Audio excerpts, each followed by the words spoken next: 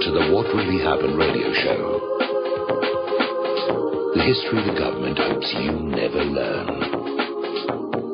Here is your host, Michael Rivero. Aloha, America. Welcome back to the show. And yes, we are back live. It is Tuesday, December 15th, 2015. We had a little bit of a technical mishap during our first segment, but we're back. And to sort out the confusion, because I'm getting all these emails from people saying we can see and we can hear you, my show actually goes out through two different systems. One is the BAM user video, and that's working fine for today.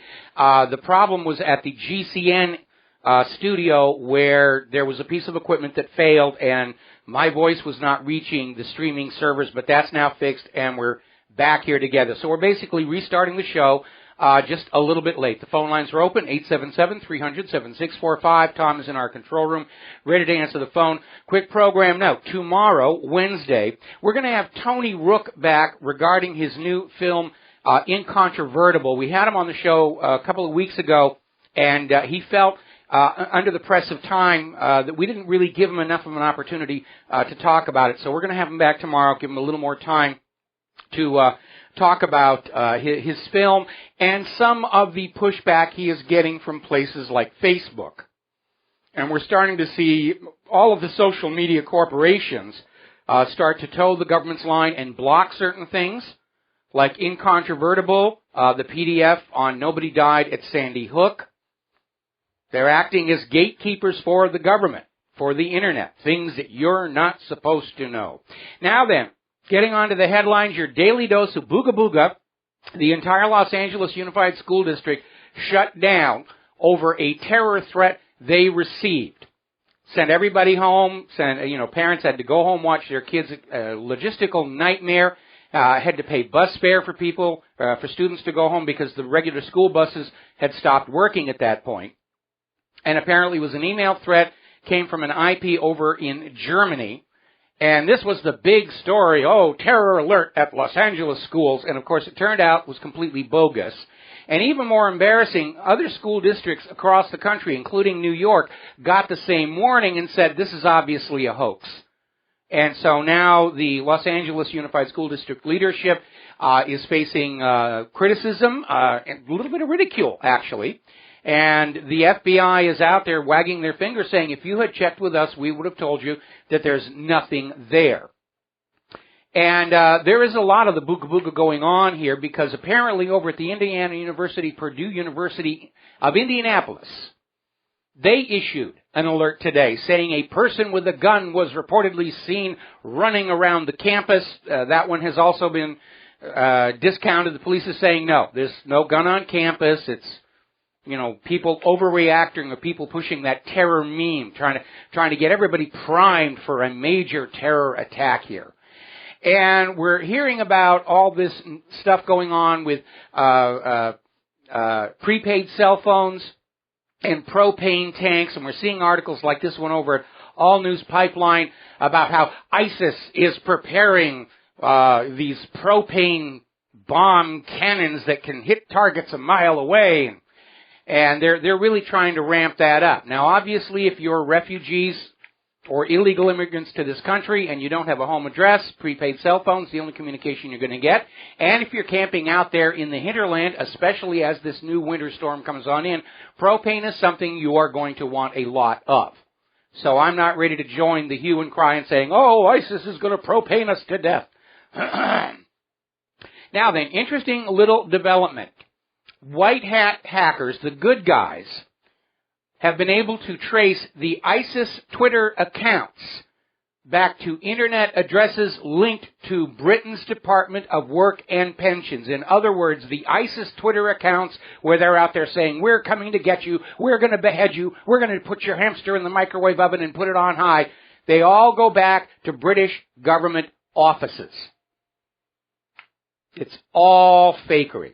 Now, as you heard on the news break at the top, Kerry is in Moscow trying to talk to Russia, and we're being told it's about Assad's role in the Syria transition. Basically, Kerry is going in there saying, well, maybe Assad has a role during the transition, but definitely not afterwards. Russia's position is, hey, anybody can run for elections in Syria. It's not up to you to decide. Kerry reportedly went back to the pre-talk position of Assad must go now or there will be no deal. Now, the subtext, the subplot, if you will, going on is Kerry is trying to convince Russia to get the heck out of Syria. And Moscow, of course, is out there saying that the Lavrov-Kerry discussion should not be perceived as Russia's containment, which is obviously the U.S. agenda, to get Russia out of Syria and Iraq so the U.S. can go back in making war on Iraq and Syria and telling you that it's really war against those evil ISIS terrorists. Now, over in Homs, the Nusra terrorists are pinned down under heavy Syrian airstrikes. They're making huge gains. Russian heavy bombardments against the militants north of Latakia. They're not able to regroup and reform their lines. They're basically on the run, is what they are. And Russia has definitely upped the pressure because obviously from Russia's point of view, if they can put Syria back in Assad's control and get these terrorists out, then the U.S. doesn't have an excuse to go in and bomb the place any longer. That's what the race is on here. Meanwhile, interesting little article that came out over an Investment Watch blog. Corporate media is caught. They're trying to make excuses why the world's only superpower, meaning the United States, can't seem to defeat ISIS, even though ISIS has no Air Force and no Navy. Well, we know why. The U.S. doesn't really want to make war on ISIS and Al-Qaeda. Those are the straw men put up in countries to be invaded and subjugated.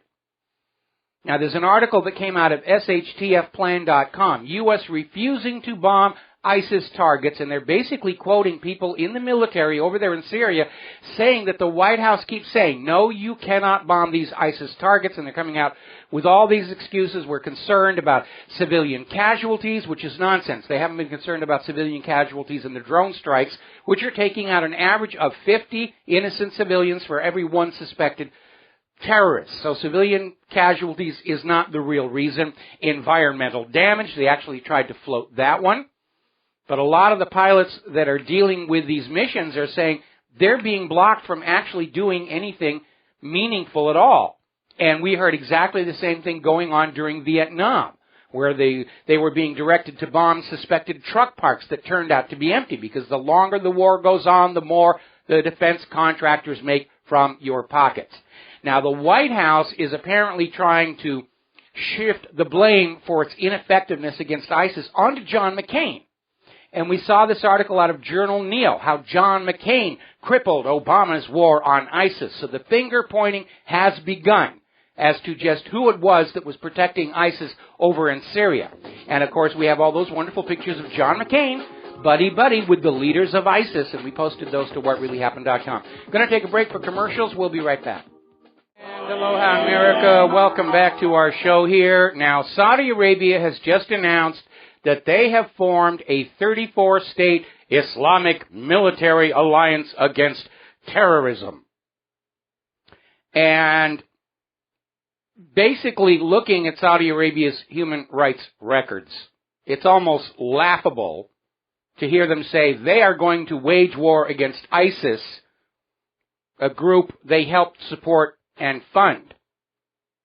And what's going on is the U.S. government understands that you, the American people, are getting sick and tired of all these wars, so the U.S. is relying more and more on other countries to act as proxies. It's not the U.S. making war in Yemen. It's not the U.S. making war against Syria. It's Saudi Arabia and all those other countries. It's their business. You can't object to that. But the reality is this is a continuation of the same policy of bringing Syria and Iraq and the rest of the oil-producing nations under U.S. control and trying to get Russia out. And the new spin we're going to hear out of the Department of State is, well, Syria's neighbors are taking over the war against ISIS, so really Russia ought to leave. Of course, Russia's not going to do that. But this Saudi Arabian Islamic military alliance, they're going to be making war on Syria, the Syrian people, and Bashar al-Assad. They're not going after ISIS. It's just another dodge to get you to go along. Like Sidney Milgram predicted 60% of you would. Now, over in Turkey, some of their journalists who were investigating Turkey's supplying of weapons to ISIS are now looking at 45 years in jail. Isn't it kind of interesting where the countries the U.S. government calls their friends turn out to be these incredible dictatorships, whether it's Turkey or Qatar or Saudi Arabia, and the bad guys are all these countries that actually have democratically elected leaders like Iraq and Syria? Now, it's coming back out again in light of yesterday's report that the components for sarin gas have been smuggled from Turkey into Syria to give to ISIS and al-Qaeda. So we did a repeat of this story where two members of the Turkish parliament gave a press conference last October saying they had wiretap recordings and other evidence proving that Turkey supplied the sarin gas used in a false flag attack in Syria that was blamed on Bashar al-Assad by Turkey, by Obama, and by Kerry. And remember back when they were out there saying Assad is gassing his own people. And I said, look for what should be there and isn't, and what was never there was a reason for Assad to do that. I mean, the story was absurd. The story was that Assad used a banned chemical weapon against his own Alawite supporters right in front of United Nations chemical weapons inspectors on the very day they arrived in Syria. And what neither Obama nor Kerry could come up with was a reason for Assad to do something like that. I got emails actually saying, well, he doesn't need a reason. He's insane. He's evil. He just does these things. You shouldn't be asking for the motive. Yeah, I'm going to be asking for the motive. I'm going to be looking at the part that should be there and isn't. Now, Moscow and Turkey are trying to cool down the friction between their governments following the shoot-down of the Sukhoi 24. Turkey's opening gambit to Russia was, we're willing to be friends as long as you admit up front that your aircraft was in Turkey illegally, which Russia's not going to do. Moscow has now come back saying they have 3 conditions for improving ties with Turkey. And basically, one of them is that Turkey has to apologize for shooting down the Russian aircraft, find and punish the people who actually did it, and pay compensation to the families of the dead pilot. And Turkey's not going to do that. So it's going to be a bit of a stalemate there. According to a story in Sputnik News, the U.S. State Department has absolutely no plans to present data on the stolen Syrian oil smuggled by ISIS into Turkey to the United Nations. As far as the State Department is concerned, it's a non-issue. It's not worth the concern of the United Nations.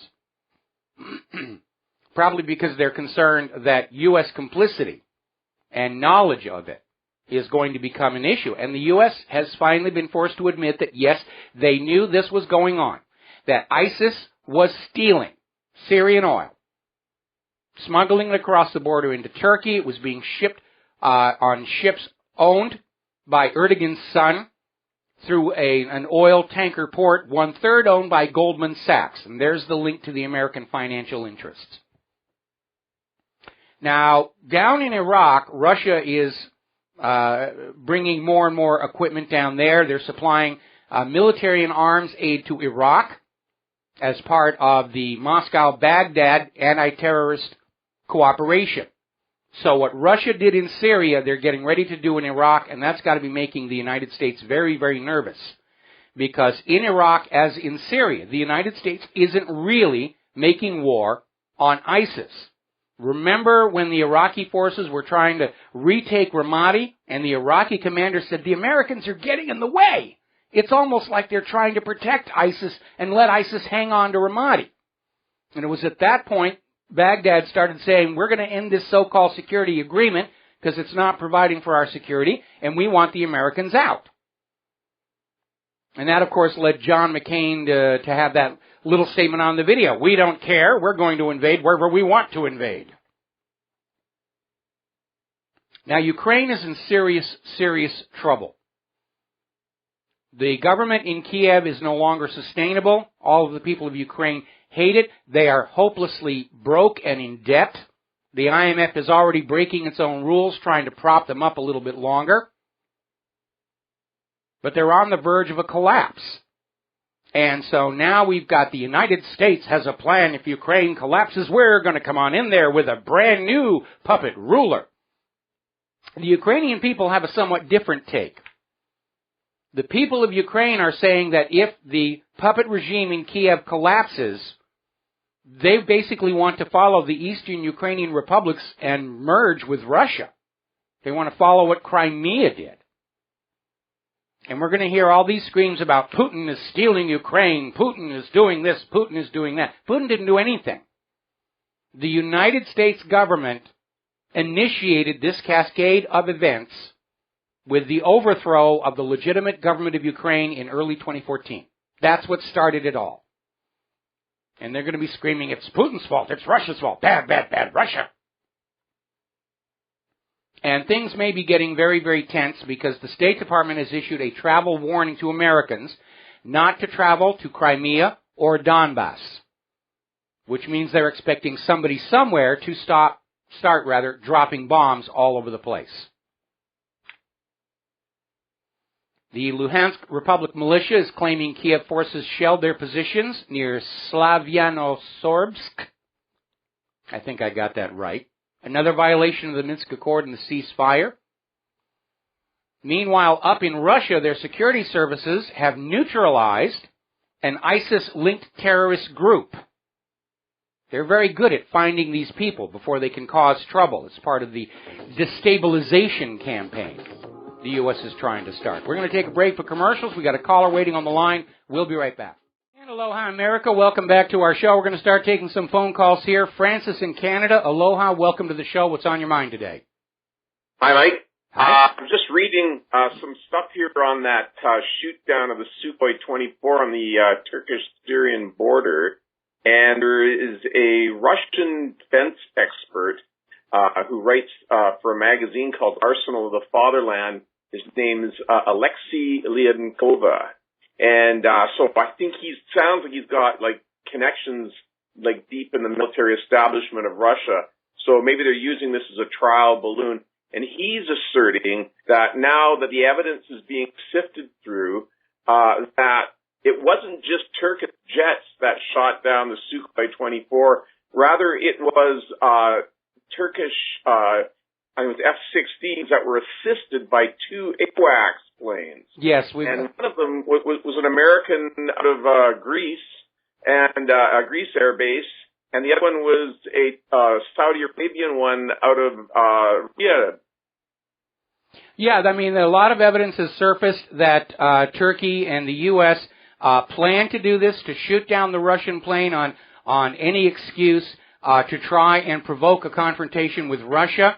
The problem was the Sukhoi was in Turkey's extended security buffer area for a grand total of 17 seconds, and Turkey made the mistake of shooting it down well inside Syria, meaning that Turkey was violating Syria's airspace at the time they attacked the Russian plane. So that attempt at a provocation has pretty much fizzled, and of course, Russia would not have responded to it. They didn't respond to it. They didn't declare war on Turkey. And so Putin's really too smart for these. It couldn't have happened. It couldn't have happened without American and Saudi direct aid. Like they agreed. Yes. Have the direction of the AWAC. Agreed. Yes. I've heard that from other sources as well. That the Turkish aircraft were under the control of these two AWACS aircraft. That's incredible. That's like right up to the razor's edge of war. It's insanity. Well, you know, our government wants to push us over that razor's edge into war, but they want to figure out some way to make it look like it's Russia's fault. That's the sticking point. Yep. Well, thanks a lot for all the work you're doing, Mike. Have a good day. All right, thanks an awful lot. Merry Christmas. We're going to switch over here to Nate in North Carolina. Aloha. Welcome to the show. What's on your mind? Hey, thanks for taking the call. I had a comment and two quick questions regarding something you talked about yesterday on the broadcast. First, thanks for the tip about the coin change things. They don't take real money. They just take the junk money. When you took your coins. Yeah, if they kick back coins, take a good look at them because, I mean, it rejected a solid silver George Washington quarter. Yeah, that would save me a lot of time because I always, screen and make sure I'm not putting the real money in there. And hey, I don't have to worry about it because it won't take real money. That's great. But anyway, you were covering a case that Larry Klayman brought. I guess it was about Clinton, and it was the Clinton-appointed judge rejected it. Yes. What was that case that he was bringing? It was a RICO lawsuit against the Clinton Foundation because Larry Klayman had documented very clearly that foreign governments that were donating to the Clinton Foundation received preferential treatment from the U.S. State Department in terms of access, approved arms deals, and it was a very, very solid case. And unfortunately, he was assigned to a judge who was a Clinton appointee. The judge refused to recuse himself despite the very obvious conflict of interest and proceeded to simply throw the case out of court. And I still have not received a reply from Larry Klayman's office about whether they're planning on appealing or refiling in another jurisdiction. Well, I didn't hear about that in the news. No, of course you're not supposed to. The media loves Hillary. Oh, Hillary is wonderful. We don't report bad news about Hillary. Yep, that's about the size of it. One more quick question. Now, the eligibility issue, I've been saying all along, how is it that Cruz is able to be in the position that he is, and we all know that he's not a native born. But regarding the controversy around Obama's eligibility, now, the former governor of Hawaii, Abercrombie, was quoted as saying that he couldn't find Obama's birth certificate. But I don't know if you know anything about that. But in light of information you brought forth about the statehood of Hawaii, would that make, if Hawaii is not an official state of the U.S., then that would also add fuel to that fire, wouldn't it? That Obama is not eligible because he's not native born. Well, that's been a sticking point in a lot of cases because Ohio's statehood, amazingly enough, was not actually completed until the Eisenhower years. The final decree making Ohio a state was signed by President Eisenhower because there had been a snafu in the paperwork. Now, they declared Ohio's statehood retroactive back to when they applied to be a state, but that violates the ex post facto provision of the Constitution. The problem is we've had a few presidents who started in Ohio, and they just sort of looked the other way about that. Now, from the point of view of the U.S. government, Hawaii is legally a state, and therefore Obama, born in Hawaii, is legally entitled to be president. We're going to be talking about the latest news on the Ted Cruz situation and how his people are trying to revive the doubt about Obama's citizenship as an excuse. Well, if Obama got away with it, then why are you making a big stink about Cruz? And Obama didn't get away with anything. The rumor that he was not born in Hawaii, the Washington Post confirmed this was a hoax put out by the Hillary Clinton campaign in 2007, and Neil Abercrombie was a Democrat, and he was trying to help his good buddy Hillary in her campaign. But we're going to be talking about that a little bit further in the show, okay? All right. Thanks, Mike. All right, you got it, and we're going to switch over to Lusano in Texas. Aloha, welcome to the show. What's on your mind? Hello, sir. First-time viewer. Very impressed with the subjects that you're going through. My question is, do you think Bernie Sanders has any chance at Hillary? And Hillary's rhetoric and foreign policy is really rather scary. So, well, at this point, Hillary has all the Democratic superdelegates locked up. There is no question, barring an asteroid falling on her, there is no question that Hillary is going to be the Democratic nominee. Bernie, I think, is angling to be her vice president. Yeah, that's what I'm thinking. His hope is looking dimmer and dimmer. Well, you know, he's very popular and he's got a following, and a lot of what he says makes sense. But I think he's staying in the campaign and working hard because he wants to be Hillary's vice president. Oh, okay. Thank you, sir. All right, we're going to let you go. Thank you very much. Now then, we are getting word that a Chinese fast attack submarine was discovered to be tailing the United States aircraft carrier, the USS Ronald Reagan, near Japan last month. And apparently the Chinese submarine managed to get very, very close before it was detected.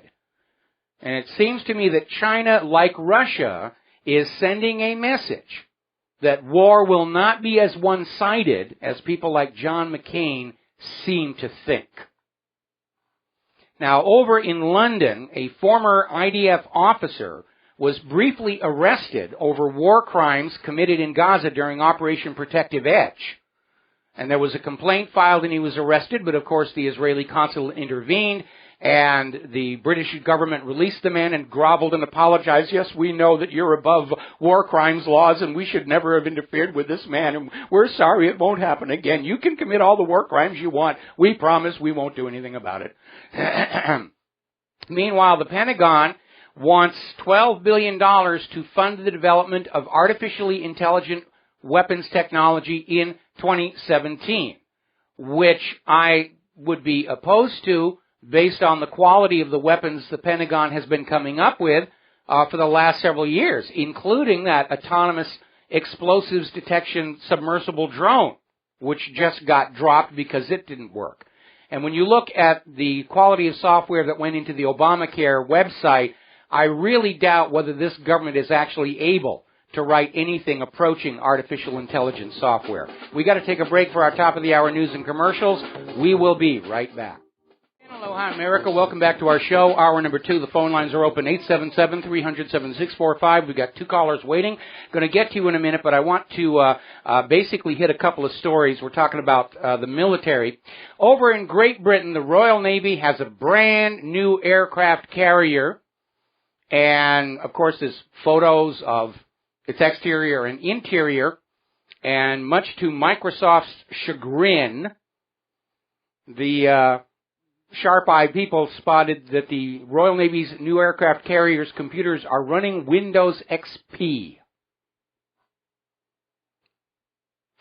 Now, what happens when that carrier gets into a fight and all of a sudden the mandatory upgrade to Windows 10 happens?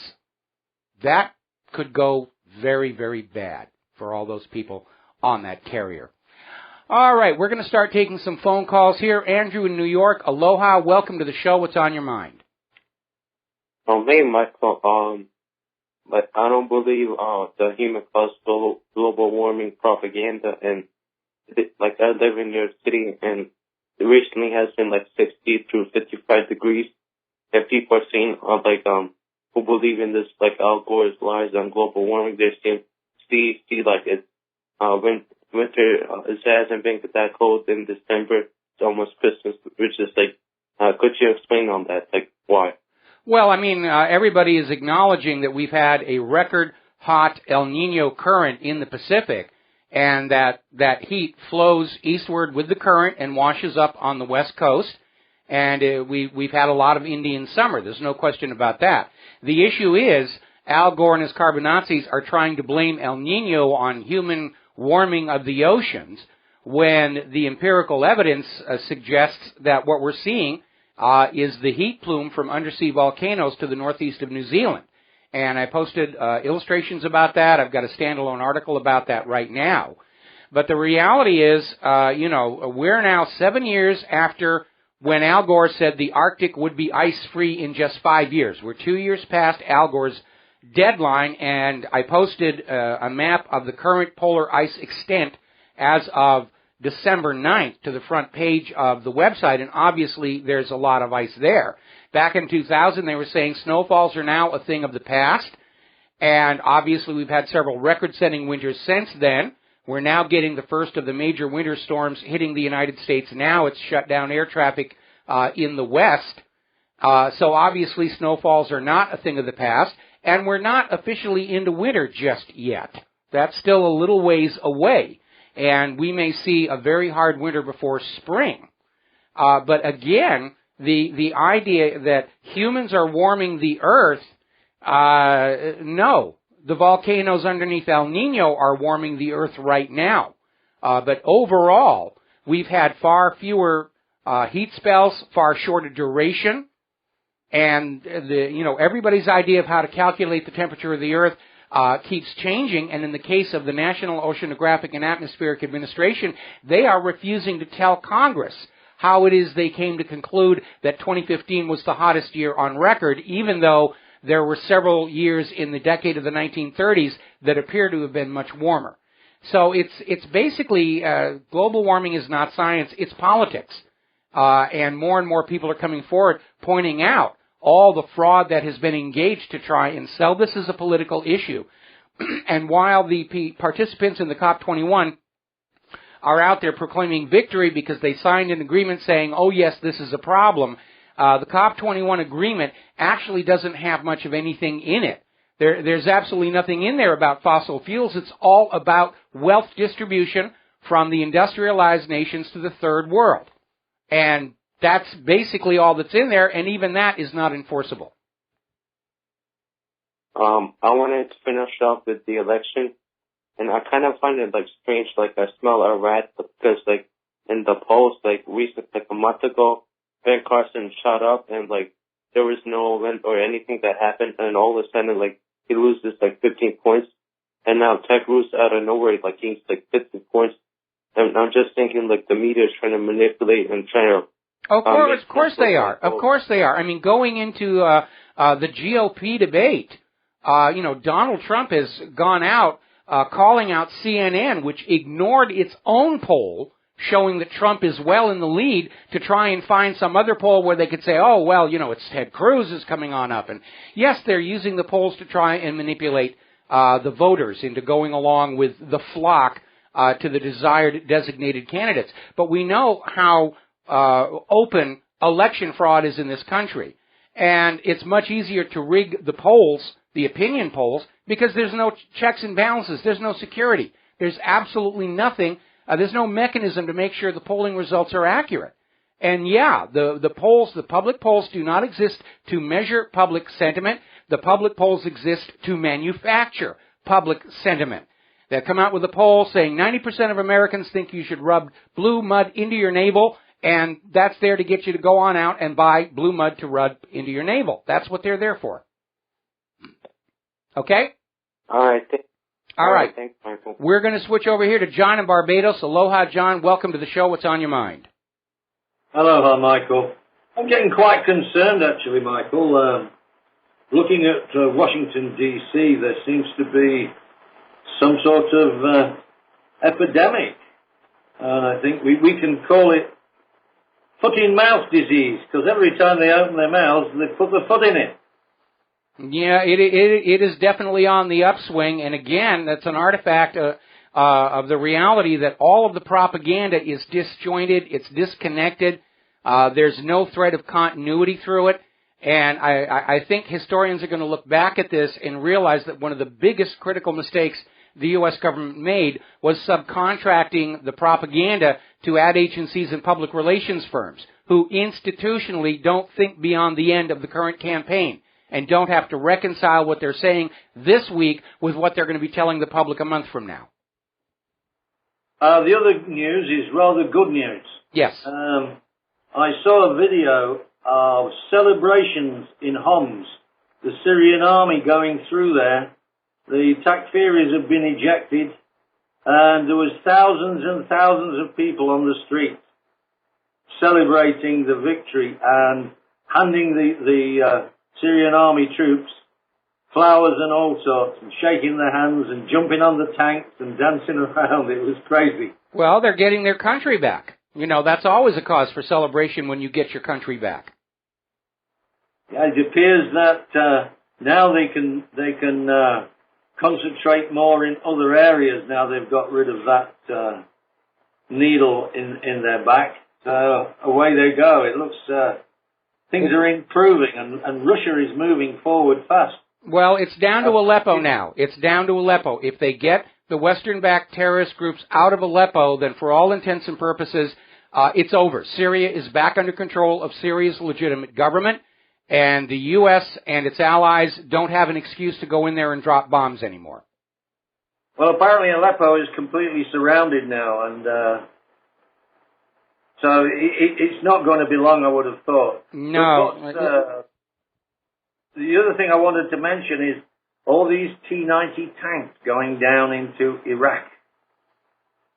That is a result of this pact between Putin and Hadi, the guy down in Iraq. So even that is moving forward quickly now. Yeah. I can see, this Takfiri, this ISIS, this nonsense will be over in the very near future. That's why the U.S. is panicking. That's why McCain is out there saying, we don't care what Syria and Iraq want. We'll invade wherever we're going to go. And I guarantee you China and Russia won't do anything about it. And, of course, Russia's already doing something about it. But McCain is absolutely in denial about how quickly the situation is deteriorating. John, got to let you go. Got to take a break for commercials, and we'll be right back. Aloha, America. Welcome back to the show. We're going to take a quick phone call. Ken in Massachusetts. Aloha. Welcome to the show. What's on your mind? I was listening to Chris Hayes, had this expert on global warming and everything, and they seem to be mentioning CAP, but they never say anything about trade. And they don't ask. Chris Hayes never asked the guy how much this is going to cost us. Well, it's going to cost us. It's going to cost us a lot. I mean, this whole cap and trade is all about the carbon credit, which is this piece of paper, imaginary commodity that can be bought and sold, and the brokers are going to make huge amounts of money off of it. And and that's really all it's about, is saying you can't have this, oil and gas unless you buy carbon credits. It's a license to pollute, and there's already been so much fraud in the carbon trading market. I mean, it's just absolutely insane. But it's a new get-rich-quick scheme, and everybody needs to remember, when Al Gore came up with his idea for the carbon credit, he was assisted in planning this with Enron's Ken Lay. And the goal here is that Al Gore wants to do to planet Earth with carbon dioxide what Enron did to California with electricity. Just rip billions and billions of dollars out of the pockets of people for which nothing of any real substantive value is being returned. Yep, maybe that's why they're trying to cover it up. They don't say anything about trade now, so that's all I had to say. The cap, once the caps are imposed, then you have to buy a license to go buy more oil and gas and use it. That's really what it is. It's just making money off of other people's product, which seems to be the American standard practice for business. Ken, I need to let you go. We lost a little time at the beginning of our program, and I'm struggling to catch up with my talking points. Let's talk about the economy. We have been mentioning how this anti-Russia sanctions program has been causing more harm outside of Russia than inside. And now it's coming home. There is a Russian freight company that is considering buying 18 Boeing 747 freighters. Now, if this deal falls through, Boeing is saying they're going to have to shut down the assembly line for the Boeing 747. That will be it. There will be no more of them. And this has got to be a real bind for the White House if they continue to push the Russian sanctions. Boeing is going to lose one of their flagship products because they can't get it to pencil out anymore. Now, Russia's envoy to the European Union is saying that the public consensus against Russian sanctions in the European Union has reached a point of critical mass. The people of Europe, especially of Germany, are sick and tired of suffering economic harm over this snit that Washington, D.C. is in regarding Russia. They don't want to have anything more to do with it. And the European Union's political leadership is now understanding that the public outcry against the sanctions has reached a point where they have to pay attention. And we're already hearing from some of these European Union governments, they don't want to have anything more to do with it. Now, China is continuing their stealth currency war. They have weakened the yuan fix against the dollar for the 7th consecutive day. And in global trade and banking, the lower your currency is valued, the more advantageous it is, because people come to buy your exported products because they're less expensive. And that's what's happening. All of us think that the conventional wisdom is we want a strong, powerful currency that is worth huge amounts when we go to other countries as tourists. But the reality is, in the global economic system, it's a race to the bottom. Who can have the cheapest currency? Okay, Chesapeake Bonds plummets to 27 cents of par after the company hires a restructuring advisor. This is another one of these investor firms that is getting into trouble. Now, we've been talking about how gold prices are being artificially suppressed through the use of paper gold contracts. And the scam is the London Daily Gold Fix blends the price of the paper contracts with the physical to set a single universal price. And all they need to do to keep gold prices down is keep cranking out more of those paper contracts. Right now, according to an article that came out of PatriotRising.com, the leveraging of those paper contracts over gold is now 325 paper ounces of gold for every single physical ounce backing it. They cannot possibly ever make good on all those contracts. And when the contracts come due, they try and settle them for the cash value plus a huge premium above it.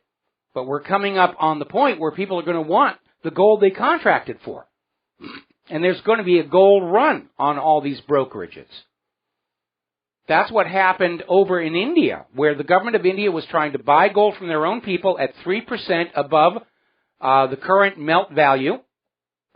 And the people of India said no because they were going to be paid in rupees, which are devalued by 15% per year, which meant after they're selling their gold, after 3 months, they're losing money. They're losing value. And that's what's happening here. As the inflationary pressure continues, as the value of the dollar continues to decline, people are going to realize, any premium to settle a gold contract is going to be worthless after just a few months, and they're going to want their gold. Now, Mark Lasry's Avenue Capital Group hedge fund is being slammed with heavy redemptions. People are trying to get out of that. This is another one of the Clintons' close personal friends who are in this trouble. And finally, up in Canada, in the wake of the oil price war, suicide rate is soaring among Canada's oil workers. They can't make money. They're being let go from oil companies who can't pencil it out anymore to compete with that cheap oil coming out of Syria. U.S. geopolitics is bringing all kinds of harm to perfectly innocent people around the world. But Washington, D.C. is so fixated on getting this new world war going. They don't care. They don't care how it's harming people in Europe. They don't care how it's harming people in Canada. They don't care how it's harming you. All they want is victory. We must have victory. That's what we need. And that's it. They're obsessed with this new world war. And they don't care what harm it causes to anybody. But then people who start wars never do. Got to take a break for commercials. We'll be right back. Hi, America. Welcome back to our show. We're talking about the economy, and there's an interesting article over at Finance in Yahoo. And it's headlined, Why the Current Credit Crisis Might Be 35 Times Worse Than You Thought. And they're talking about all of the concerns about failing credit. But it's not really a credit crisis. There's plenty of credit out there, plenty of cheap money for people to borrow. The crisis is there's a borrower crisis, and there's especially a crisis with borrowers who are able to repay their loans. That's the problem. And because of the nature of private central banking being dependent on ever larger pools of borrowers to keep it going, they're out there trying to get people to borrow anything. Go Christmas shopping, whatever. We need you to borrow money. Last time Claire and I bought a car, and it was that mistake, the Xterra, and we went to pay for it, and we said, you know, is there some way we could pay for this in cash? And they said, well, if you pay for it in cash, the price of the car goes up. You know, the discounted price is only if you agree to enslave yourself to the credit company. And it really is an absurd way to run an economy, and it's great for the bankers, and it's terrible for the nation and the people. And I think the world population is waking up and realizing the scam behind private central banks issuing the public currencies alone at interest. It is a tool of enslavement. Rule by bank debt. Rule by compound interest. And it's no more legitimate a form of governance than rule by divine right or rule by slavery. And like those former failed systems, it only works as long as you allow yourself to be brainwashed to believe this is the way life is supposed to be, where we must go to the bankers for permission to do anything, buy a car, buy a home, and build a business. Their lordships, the bankers, will loan us the money, and then we are their slaves until the loans are paid off, which never happens. All right, let's talk about politics and the candidates. As you know, we're all in the run-up to that final GOP debate of 2015. I'm sure there's going to be plenty more next year. And there is a new wrinkle that has surfaced in the issue of Ted Cruz being eligible or not for the presidency. Now remember, the constitutional requirement is the president must be a natural-born U.S. citizen, which means born in this country. And Cruz's supporters are trying to weasel word their way around it and saying, well, Ted Cruz's mother was an American. That makes him a U.S. citizen. Yes, it makes him a U.S. citizen, but not natural born. The reason the Founding Fathers put that requirement in there was because they were familiar with the history of Europe throughout much of the Middle Ages and the Renaissance, where intermarriage between the ruling families often resulted with nations being ruled by rulers who didn't even speak the indigenous language. And the framers of this nation wanted to make sure that our rulers were of this nation, so that this nation and its people were their highest priority. That's the goal. That's what natural born means. Doesn't mean that children born through cesarean section are ineligible for office, because that didn't exist back then. Now, unfortunately, there's a new wrinkle that has surfaced. This is from over at irishcentral.com. And it is now coming out that apparently at the time Ted Cruz was born, both of his parents, mother and father, were Canadian citizens. And he was born in Canada. And that's the new issue. Ted Cruz's mother may not have been a U.S. citizen at the time he was born. Now, it's claimed that Ted Cruz's mother was born in Delaware. Nobody can substantiate that. There's no birth certificate for the mother. There's only for Ted Cruz, and it says, born in Canada. So that issue is coming out there. Now, the Ted Cruz supporters have fallen back on this idea that, well, if Obama can be president while born in Kenya, then why should you care about Ted Cruz being born in Canada? Except that Obama was not born in Kenya. He was born right here on the island of Oahu. And the Washington Post has confirmed the rumor about Obama's birthplace was started by Hillary Clinton's 2008 campaign. The Washington Post is saying that. Now, everybody listening to this radio show and reading my website knows I am no fan of Barack Obama. But truth above all is the guiding philosophy. And so we looked into this issue of Obama's birth certificate, and what we found is there was a new birth certificate issued to replace the original one, because the original one had a different name for the father. And this was actually a very common practice back in the 1950s and 1960s. When a woman had a child and she got married, rather than the new husband having to go through the rigmarole of an adoption, they would just ask for a new birth certificate. And that's it. That's all there is to it. Obama is a love child from the 60s. And we can't hold that against him. Obama's real father was Frank Marshall Davis. Davis is referred to in Obama's own book as a family friend. If you look at pictures of them, it's obvious. That's all there is to it. He's a love child.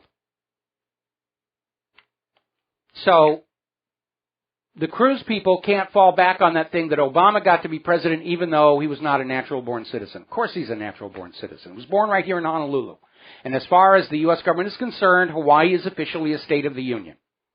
It's a non-issue. It never was an issue. It was something Hillary's campaign put out, according to the Washington Post. So getting on back to Ted Cruz, he's not a natural-born U.S. citizen. His claim of being a U.S. citizen was on the basis of having an American mother. And now it's coming out that at the time Ted Cruz was born, both his parents were Canadian citizens.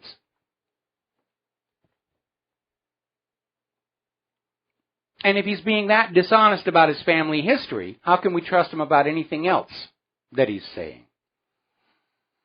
Now, as I mentioned before, Donald Trump has wagged his finger at CNN because CNN, in trying to derail Trump, found a poll showing that he wasn't doing very well at all. And yet CNN's own poll has Trump well in the lead, and they ignored it.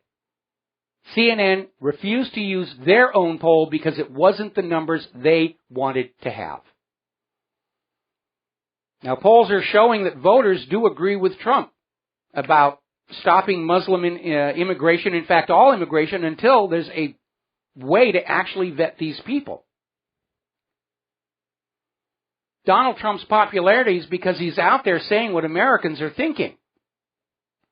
Because he's got his own money. He's not being bought and paid for by Wall Street or the military-industrial complex or Israel. Now, the immigration issue, of course, is heating up, and there's a video out there about Hispanic children beating up a piñata in the shape of Donald Trump. You know, because they don't like him. They don't like the fact that we actually might want to have some control over who's coming into this country, which is common sense for any nation, to choose who comes across their border. Make sure they're healthy, not carrying contagious diseases. Make sure they're not criminals. Make sure that they actually have skills that will be a benefit to our economy. That's just common sense stuff. And that's what Trump is saying. Got to take a break for commercials. We'll be right back. And aloha, America. Welcome back to our show here. And we're getting late-breaking word that U.S. Secretary of State John Kerry has now accepted Russia's position that the future of Syria's President Bashar Assad should be left up to the Syrian people. So they have backed down, at least in terms of their demand that Assad step aside. They may still be holding over the option of accidentally bombing his palace, thinking that ISIS is hiding inside. We're going to grab ourselves a phone call. Malcolm in Texas, aloha. Welcome to the show. What's on your mind? Aloha, Mike. I agree with your definition of Ted Cruz not being qualified to run since he's a Canadian citizen. However, one thing that seems to be never brought up is that Barack Obama's elementary school in Indonesia, St. Francis, lists him as an Indonesian citizen. Does that not disqualify Barack Obama for the same reason of being president? Again, you know, we have to be very careful about this information that's being brought up about Obama, because we know it was a campaign trick by the Hillary campaign. That's the Washington Post confirmed that. Yeah, but Mike, they don't. Okay, hang on. Malcolm. Okay, did Obama ever renounce his U.S. citizenship? That would be the deal breaker. No, but his father listed him as that when he went to school. Well, unless Obama himself renounced his U.S. citizenship and tore up his passport, I don't think it's really an issue. Hang on. We have been over this so many times, okay? And thank you very much. We're going to let you go. It's amazing. Okay, look, Obama's the president. He's going into the last year of his term in office. He can't run again. It's over and done with. He was born here in Hawaii. He's a natural-born U.S. citizen. And unless he renounced his U.S. citizenship and surrendered his passport to the consulate, it doesn't matter what anything else said. And yes, he listed himself as a foreign student for financial aid. He lied. Big shock. That's what he's done his whole life. Now then, getting on back to Donald Trump. Everybody is still trying to get on Donald Trump's case over his desire to ban those Muslim immigrants. How could he be so cruel? And yet, Trump turned around and said, look at how many Muslims are being killed by the U.S. government, in particular during Hillary Clinton's term as Secretary of State. We're talking hundreds of thousands, reaching into millions of Muslims who are innocent of any wrongdoing, murdered by the U.S. government. And everyone wants to make a big stink because Trump is saying that some of those Muslims may be carrying a grudge, so let's be a little careful who we let into the door. Now, this whole immigration issue is really beginning to reach the stage of ludicrousness. Apparently, over in the French media outlet Nouvelles Lobes, a doctor wrote that any woman who votes for the National Front Party in France, which is an anti-immigration party, has a reptilian brain and should be raped and impregnated to produce multicolored descendants. Needless to say, the police investigated such a ridiculous comment, and the doctor is now trying to defend his actions, saying that he was just trying to be ironic. Which, for those of you who understand what irony is, that wasn't it. But I mean, that's how ridiculous this is getting. Now, over in France, there was a lawsuit brought against some musicians and singers who had some very offensive lyrics in their music to the French people. And the judge basically threw the case out of court, ruling that there actually is no such thing as native white French people. They're not a group whatsoever. They don't exist, according to this French judge. You know, I'm seeing all these people, the war on the white people. You don't exist. There's just all these other groups. White people don't have any legal protections whatsoever. All righty. Now, getting back down to what's been going on in San Bernardino, that hoax is really falling apart, and it's reached the point where apparently the FBI is going around door to door everywhere in the area and asking if people had camera footage of the shooting that day and confiscating it. They don't want any more embarrassing videos to come out after that video showing the 3 tall, white, athletic guys going into the Inland Regional Center. It was shot by somebody who thought it was another drill. And that video was put out, pulled off of YouTube immediately, and now the FBI is knocking on doors saying, if you've got something, we need to take it for national security. Now, getting over to the realm of political correctness, there's a school in Brooklyn where the principal has banned the words Christmas and Thanksgiving. The politically correct term is the Harvest Festival and Winter Celebrations. References to Santa Claus, verboten. You will forget who you are, so you are more useful to the New World Order. You will forget who you are, so you're more useful to the New World Order. You will forget who you are, so you are more useful to the New World Order. That's what they're trying to do. They're trying to erase our sense of a cultural, regional, historical identity. They want to blur us all together into one formless mass of humanity to make obedient workers because we don't remember who we are. Ban the Confederate flag, ban Christmas, ban Thanksgiving, ban Santa Claus. And it gets even more ridiculous than that. Over in Philadelphia, there's a school that has now banned Mark Twain's Huckleberry Finn because it uses the N-word.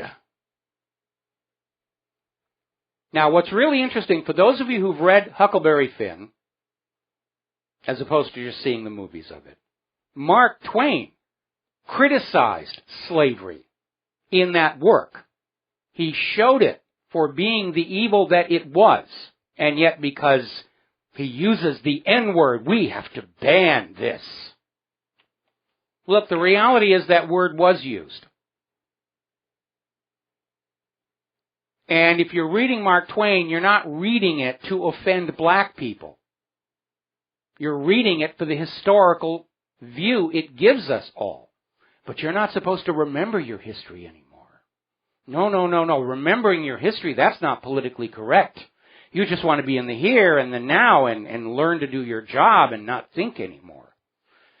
Apparently out in California, parents are very upset over a homework assignment from the school on the cocaine trade from field to street. And I have to wonder, whatever happened to the idea of education teaching skills that lead to jobs? Unless the CIA is planning to recruit new smugglers from Common Core.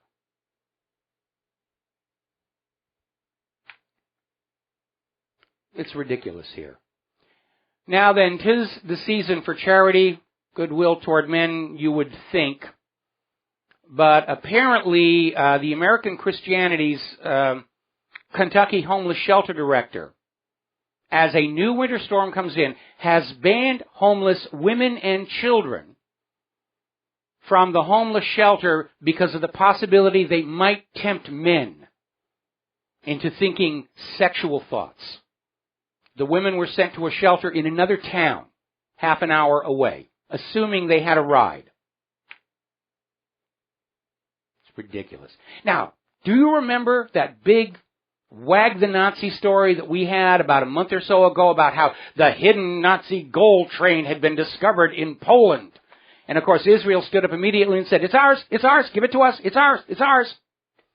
Well, they finally dug down and discovered, no, there is no train down there at all filled with Nazi treasure or otherwise. Nothing. It was just a bogus reading on the ground penetrating radar. Didn't exist. It was a hoax. Speaking of hoaxes, federal authorities have arrested Michael Dakota McRae, or they arrested him, over a white powder hoax. He wrote threatening letters, one to himself, filled with white powder, to create fear, to sell the terror agenda. So he's going away. Got to take a break for our top of the hour news and commercials. We'll be right back. Aloha, America. Welcome back to our show. Hour number 3. The phone lines are open, 877-300-7645. 877-300-7645. And we are now getting word over in Baltimore where they're having the trial in the death of Freddie Gray. Apparently the police are already staging for possible civil unrest following the verdict. Now, the last word we had is the jury claimed they were deadlocked. The judge has sent them back and said, try again.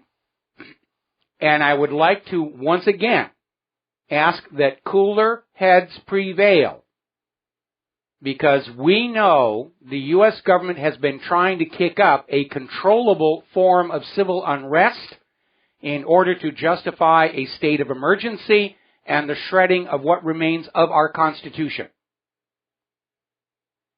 And what would allow Obama to do that is race riots in multiple cities across the United States of America. And then he gets his gun ban, gets to suppress freedom of speech, gets to do all of that stuff that the U.S. government needs to do if they're going to continue this war agenda. So again, hopefully cooler heads will prevail. And be on the lookout for agent provocateurs, because I guarantee they're out there. Now then, the current plan for the Obamas is they're coming out here to Hawaii this Friday for their annual Christmas New Year vacation, which means as of Friday, traffic on the other side of Oahu is going to be gridlocked, and we'll probably have some bozos from the Secret Service poking around Claire and I yet again. Complete waste of time and taxpayer dollars. Speaking of waste of taxpayer dollars, Judicial Watch is coming on out saying, do you know how much money you are forking over for what is essentially a personal vacation of the Obama family. It's $3.7 million just for Air Force One to come on out here. And by the way, they bring them both, just in case. Plus the overtime for Secret Service, the rental on the property. Local rumor is they're renting the house used for Magnum PI, which is a beautiful place. It really, really is. But there was an interesting little article that came out over in the Federalist on 7 ridiculous ways the U.S. government blew your tax dollars last year. Because when they take the money away from you to keep you weak and helpless and unable to fight back, they got to bury it someplace. Doesn't have to make any sense. Apparently, the National Institutes of Health paid researchers $1 million to train a dozen monkeys to run on a treadmill while inside a hamster ball. I saw the video of it. $1 million to take monkeys, put them in giant hamster balls, put the hamster ball on a treadmill, and teach them to run. $1 million for that.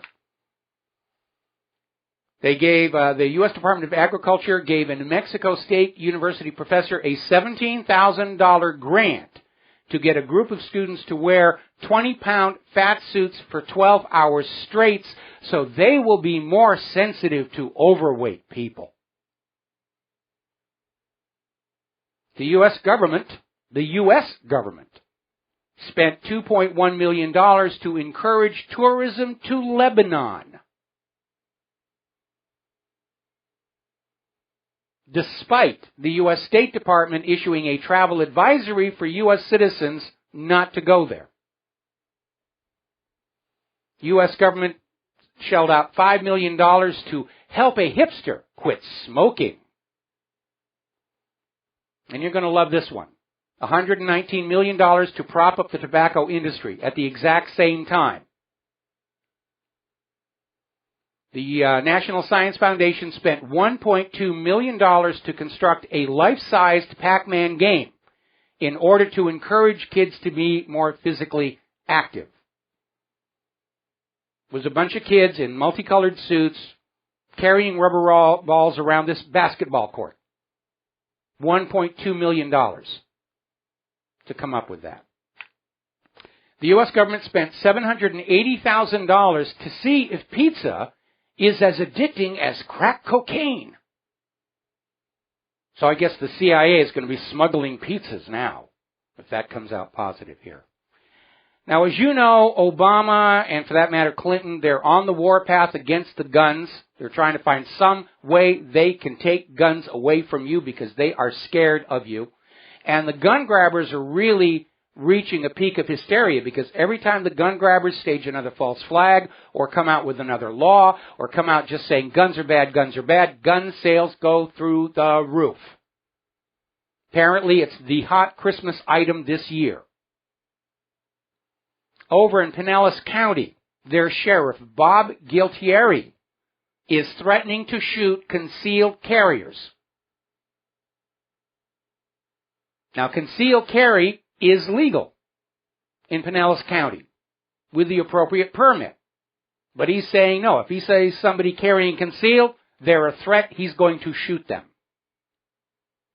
So let's talk about computers now, because there's a lot going on there.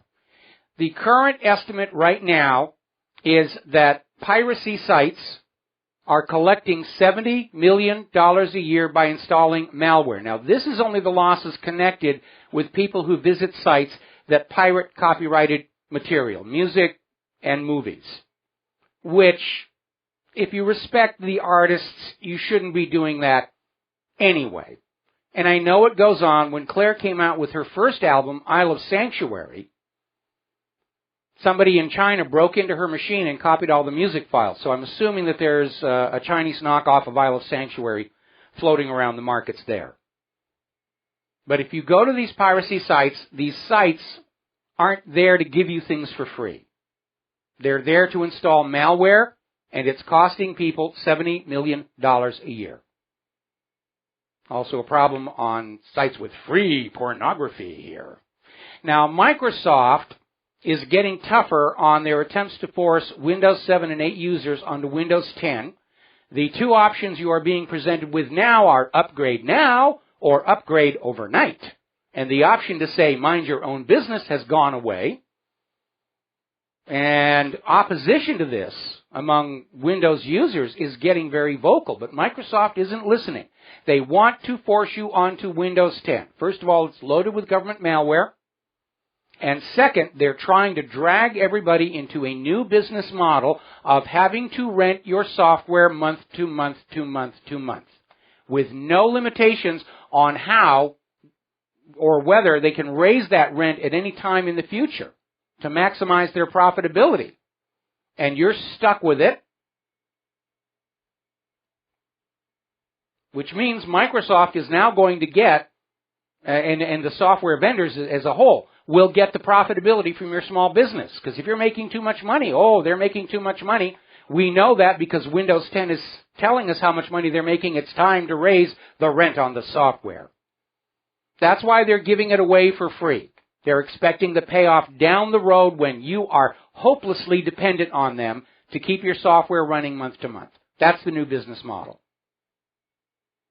I'll miss my animation software, which I still like to play with even though I'm not in the business anymore. But I'll go to Linux before I go to Windows 10. Now, Marco Rubio is on the warpath against low-cost, high-speed, community-based broadband. Marco Rubio has joined with a handful of fellow legislators to block local municipalities from setting up their own networks, high-speed broadband.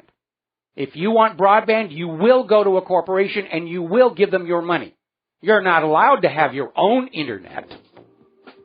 That's just un-American to provide for yourself. We'll be right back. And aloha, America. Welcome back to the show here. We're talking about computers. The GOP is back to pushing a tax on the internet. And along with the internet service providers wanting to go on a metered service where the more bits you use, the more you pay, they're trying to create an economic climate where people are going to be discouraged from doing their own searching for news and go back to the large corporate news. And we're already seeing a lot of the content delivery companies have special deals where if you're going to their website, it's not deducting from your cap. They're trying to basically hijack the net away from the independent media, try and drive everybody back to the corporate media, and it's not going to work because trust in the government and the corporate media has been destroyed by decades of lies, and the people aren't going to go back to trusting and believing the government overnight.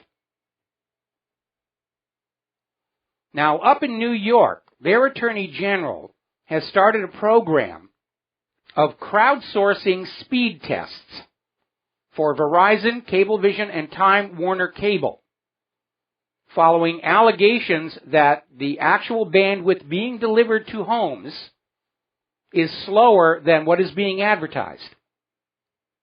And so in order to build up the information, the New York Attorney General is just having all the customers say, go to here, get a speed test, send in what you're doing. Because a lot of these companies have been caught promising one thing and delivering something else, selling you less for more money. Now, as of the latest update to iOS 9.2 on the tablets and the iPhone, apparently Apple has started adding pop-up ads telling you should be buying the better iPhone. And I think what this is telling us is that Apple sales are down. Following the first flush, sales of the iWatch have fallen off. They're out there promoting the new iPhone 6, and nobody's buying it because they don't have money. So now they're going to update the software on the existing devices in the consumer's hand. You must go get this. You have to go get this. And what they're really doing is pissing people off with this display of arrogance. Now, I'll be honest. I'd love an iPhone 6. I would. I can't afford it. And as long as my iPhone 5 is working, I don't really have a need to upgrade. Apple is still operating in the business model of people wanting to buy the latest and greatest and newest and hippest as soon as it comes out. And that business model is not viable in this current economy. And Apple has failed to adjust to that new paradigm. Now, let's talk about human-caused global warming. They're still out there trying to push this nonsense. I've noticed ever since COP21 was over, the corporate media is now actually starting to report on the snow and ice and cold and freezing weather, usually coupled with, boy, we only had record hot temperatures a week ago, and all of a sudden the snow is coming down. I actually saw one article that said it's snowing in the middle of record high temperatures. If it's snowing, you don't have record high temperatures. Or it would be rain, wouldn't it? But they're still out there trying to push this. Now then, the Paris Agreement that everybody is lauding is a huge victory for the Carbon-Nazi movement. Fossil fuels aren't actually in that Paris Agreement. There's nothing in there about oil or gas or coal. It's all about global wealth redistribution from the industrialized nations to the third world, meaning to the dictators that run those third world nations. It's all about mandating an equal standard of living across the globe. They can't pull the bottom up. They're going to pull the top down. Then they can drop the borders. And the propagandists are still out there over reader-supported news. There was this article. At this point, if you deny climate change, you are a traitor to your species. Now, nobody is denying that climate changes. Climate has always changed. It did so long before humans were here. It'll continue to do so long after humans are gone. The issue is whether human activity is significantly warming the planet to the degree that it overshadows other climate factors, such as solar output, which is in decline, the changing shape of the Earth's orbit, or volcanic activity such as that which has created this year's record warm El Niño current. That's the issue. Politicians take something that happens naturally, like climate change, they declare it a crisis and offer to sell you a solution in exchange for money and your obedience. The Hegelian dialectic. We have a problem. The climate is changing. We have a reaction. Oh, we're afraid of climate change. Then there's a solution. Pay us carbon taxes. We'll save you from the changing climate, which they can't actually do. It's another big fraud. Now then, Dr. Judith Curry, the former chair of the School of Earth and Atmospheric Sciences at the Georgia Institute of Technology, says that climate science has become politicized. Yeah, it has. It's not science anymore. It's a political agenda. And as I mentioned to that caller earlier in the program, 7 years ago, in 2008, Al Gore predicted the North Pole would be ice-free in 5 years. That was 2 years ago. And we are looking at a record ice extent around both poles.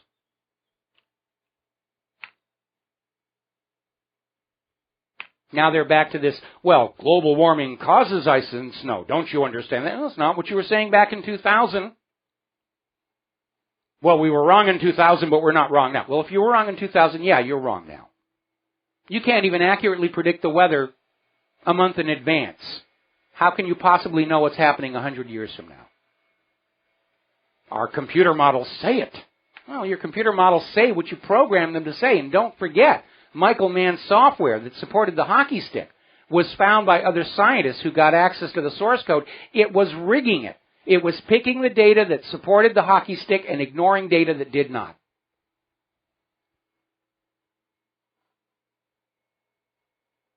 Anyway. Now the story coming out of Russia today, the Fukushima report has finally been declassified. The one from the U.S. Nuclear Regulatory Commission was written on March 18th, just days after the disaster. And it sets out how bad things were. The U.S. Nuclear Regulatory Commission knew on March 18th, 2011, that 100% of the total spent fuel was released to the atmosphere from reactor number 4. They didn't tell you that. No. You don't need to know that at all. We'll be right back. Hello, Aloha, welcome back to the show. We're talking about how the U.S. Nuclear Regulatory Commission has finally declassified the report on Fukushima they wrote on March 18, 2011, just days after the disaster, in which they acknowledged 100% of the total spent fuel was released to the atmosphere from unit number 4. But they didn't tell you that back in 2011. Oh, it's going to be okay. It's going to be fine. The initial reports of serious radiation, that was a calculator mistake. Remember when TEPCO came out with that one? Remember that photo of that giant plume over the ruins of the reactors? And the corporate media said it was a hydrogen gas explosion, nothing to worry about. And as I pointed out back then, in 2011, when hydrogen burns, it produces water vapor, which is white, and the plume over the reactor was this brownish yellow-green, which happens to be the color of the quadrivalent form of plutonium oxide. And now, all this time later, the U.S. Nuclear Regulatory Commission has declassified the report that tells you that my analysis was correct, and the corporate media was, in fact, lying to you. By the way, a second reactor at Indian Point has been shut down. Cause not being announced just yet. We're going to take a phone call here. Tim in Wyoming. Aloha. Welcome to the show. What's on your mind? Actually, thanks for taking my call, Michael. I appreciate it. Earlier you were mentioning the ISIS having, or Arabic individuals rather. Okay, nobody knows if they're ISIS or not, but buying dozens of burner phones, disposable phones, so to speak, and also stealing propane tanks. Now I'm wondering that something that another analyst on the radio was talking about, a former government official actually, and who's used as a source for another radio host, actually on GCN also, but he was mentioning the possibility of IEDs, obviously, but the thing that I thought was lacking in his assessment of the situation was that if you purchase small remote-controlled vehicles, also you can be within eyesight of your explosion if you choose to be. Obviously, if you want to make a phone call and do it that way, it would be a good idea to be farther away and possibly not be connected with the crime. But at the same time, if you purchase, you can buy probably 50 small remote-controlled cars for maybe $200. And there's no license required, there's no phone number required, there's no trace of any kind. And once you've blown it up, the evidence is destroyed, essentially. Well, there's a problem with that. First of all those remote control cars, they share a total of 4 frequencies. So you're not able to direct a specific detonation from that remote control. You're only going to have 4 channels available to you. Second, the reason they don't require a license is because they're limited in the RMS power going into the transmitter stage. I think it's something like 100 milliwatts, which doesn't have much range. Finally, another part that everybody seems to be missing. I bought a prepaid cell phone while I was working on Lost because I'd been in a situation where I'd accidentally walked off without my main phone, and I figured I'll just get a prepaid phone, I'll put it in the glove box of the car, and that way, I've always got communication no matter what happens. I had to show my ID to buy the prepaid phone. So these are not anonymous devices. Right. Well, the funny thing about your having to show an ID to buy that, maybe is that something that happens in Hawaii only, or because I never had that happen in California or any place else where I've found. Let's say you go to a convenience store and you just buy a phone that's hanging on the shelf, and you buy a card that's hanging right next to it, and you pay the fee and you walk out, basically. Well, this happened quite a bit in California. I remember hearing about the exact same situation happening, where once again dozens of phones at a time, and actually there was a person at a Walmart, an Arabic individual. Again, I'm saying that was the okay. I want to go back to this issue about being able to buy prepaid cell phones without showing ID, and it's worth checking across the country because this whole rationale of Stingray and tracking all of our phone data by NSA, they're not going to leave a loophole that wide open that you can buy an anonymous telephone. And so we're going to check into that. But I know when I bought a prepaid cell phone, I was required to show my ID, and they made a record of my buying that phone. Unfortunately, it sat in the glove box, and I didn't realize if you don't use the phone, after a month or so, the prepay runs out anyway, which was a huge waste of money and very annoying, and I threw the phone away. I'm going to look into that, whether it's a Hawaii law or a federal law, but it seems very inconsistent for the authorities to be tracking all of our personal owned cell phones and not pay attention to prepaid cell phones in terms of being able to pair that number to a particular individual. It's basically leaving it wide open for criminal purposes. And I don't mean necessarily acts of terror, drug dealers using these prepaid phones. Or hitmen. or hitmen or whatever on that. Anyway, listen, I need to let you go. We got one more caller I want to try and sneak in before the next commercial break. So we're going to switch over here to Steve in Florida. Aloha, welcome to the show. What's on your mind? Hello, Mike. I just wanted to call your attention to James Corbett. Yes. On his site, he put this testimony of this Dr.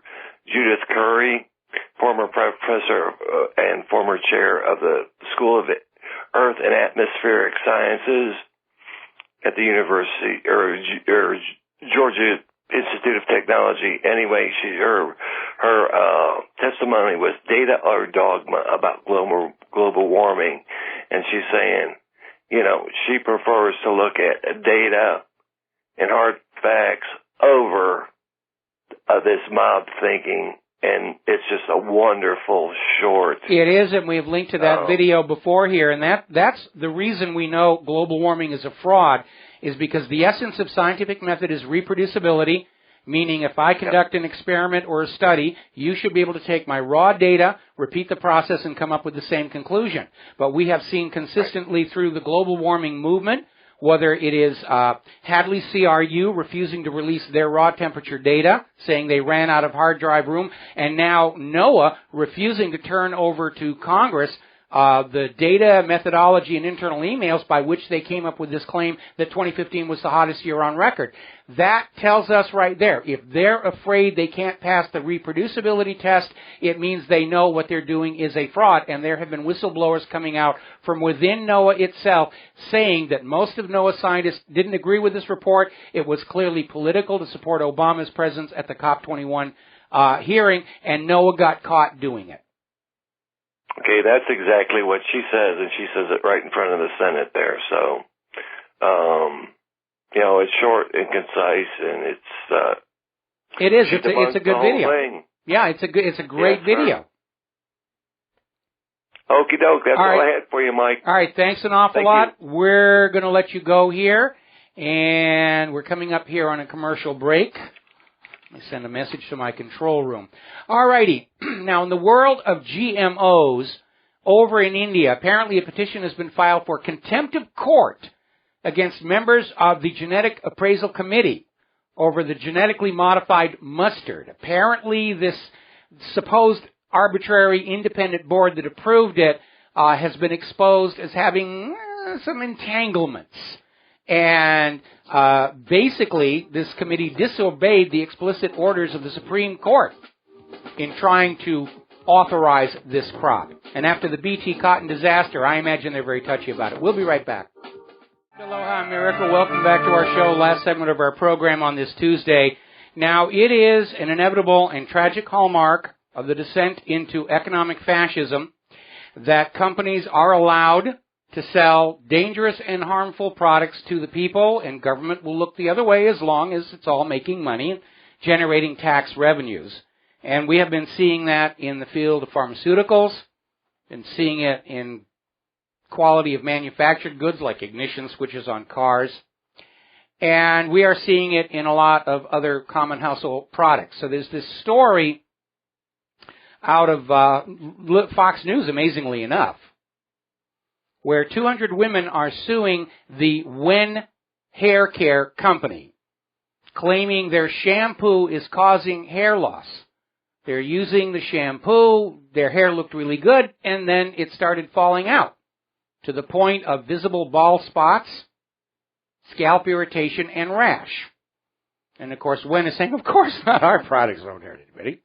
Now the reality is it's been known for quite some time that ingredients commonly in use in shampoos damage hair follicles, leading to hair loss. Sodium lauryl sulfate and ammonium lauryl sulfate are surfactants. They help the shampoo get foamy and rich. And even in tests at lower concentration than found in the actual shampoo, they've been found to irritate the scalp and damage hair follicles, which means the follicles don't produce hair anymore. But they're still allowed to be sold because, after all, it makes money, and that's all that's important in the United States of America. And if you lose your hair, that's good for the economy, too, because now you have to go to the hair restoration clinic and get the medication to regrow your hair back, and that costs more and more money. Now, I am 63, and for those of you watching on BAM User, I still have my hair. I had two younger brothers. One of them, sadly, is no longer with us. They both grew up in the age of hair gel and mousse and hot comb, and they had lost pretty much all of their hair, by their 40s. And being a farm kid, I sort of grew up with this idea of not spending a lot of time on the hair, not putting a lot of goop and chemicals. And there it is, like Donald Trump. This is my real hair. And it is alarming how many products are sold that are harmful. And I keep thinking back to this very terrible period Claire and I went through, about 5 years, where she was suffering crippling joint pain to the point where she couldn't do her music anymore. And music is her love. And we went to the doctors, and they gave her all kinds of medicine and creams and special shoes and everything, and none of it worked. And finally, we had to figure it out for ourselves, that Claire was responding to preservatives in products called formaldehyde precursors. These are chemicals added to products that produce formaldehyde molecules as a preservative. Formaldehyde is a known carcinogen. They're putting cancer-causing chemicals in products to reduce spoilage and improve their profitability. And if you get cancer, that's good for the economy because now you have to go to the cancer place and give them your money. And we got those chemicals out of our household, and Claire's joint pain problem went away like a switch had been thrown. And it's something the American consumer needs to understand. Just because it's in the store, just because the FDA says it's okay for you, just because the USDA says it's okay for you, does not make it so. The FDA and USDA, in fact, all these government agencies are not looking out for you. They're looking out for the bottom line of the large corporations selling these products. That's the reality. Because fascism is a system where corporations and government are aligned together against the general population. That's not my definition. That's Benito Mussolini,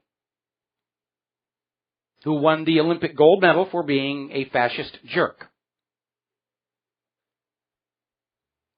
Now, up in Flint, Michigan, their mayor has declared a state of emergency over their water problems.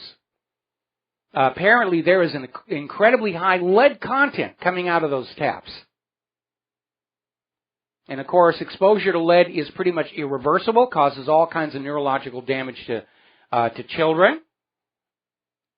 And they're not sure where it's coming from, and they're saying, we need help to find out where this is coming from. Some factory or something upstream, battery factory or something.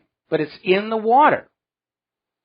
And, of course, for those companies that are now trying to take water out of the ground and treat it and sell it back to you, that's a good thing. Oh, you shouldn't trust your tap water. It's full of terror. You need to buy the water from us. By the way, apparently there's now a lawsuit against Nestle out in California seeking compensation for all the water Nestle has been taking out of the public aquifers with an expired permit. According to a study in the Journal for the American Medical Association, pregnant women taking antidepressants increase the risk of autism in their babies by 87%. And they're looking primarily at the SSRIs, including Prozac, Zoloft, and Paxil. We are chemically damaging our own children in the name of a fast buck. Another gift from Big Pharma, drug-resistant stomach flu spreading across America. And this is a result of the overuse of antibiotics. Because when you're using antibiotics, the pathogens evolve and adapt to be tolerant. And we have a whole new category of antibiotic-resistant diseases starting to take hold.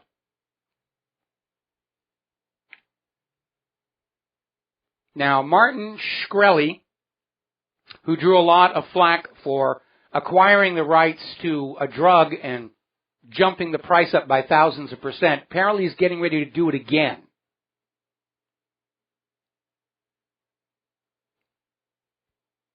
It is amazing. It's all about making money. The last official act of any government is to loot the nation. We're there. Now, here's an interesting story. Over in Manhattan, there's an author suing the Metropolitan Museum of Art to take down Renaissance paintings of Jesus because they portray Jesus as a white person. Now, scientifically, the guy is right. Jesus wasn't white. He looked pretty much like anybody else in that part of the world did, the Palestinians. But I think he's being silly to do that. The Diocese of Duluth has had to file for bankruptcy because of all the child sexual abuse cases they're dealing with.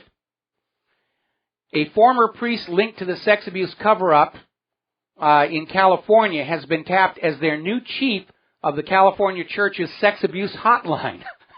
And victims are a little upset about that. This guy isn't part of the solution. He's part of the problem. Anyway, I love this one. Priest in New Jersey stole $1 million from his own church to pay for his sex slave sessions and his drugs. And finally, a little more serious, we've all been hearing about the horrible abuses up in Ireland with the Catholic homes for unwed mothers and their children.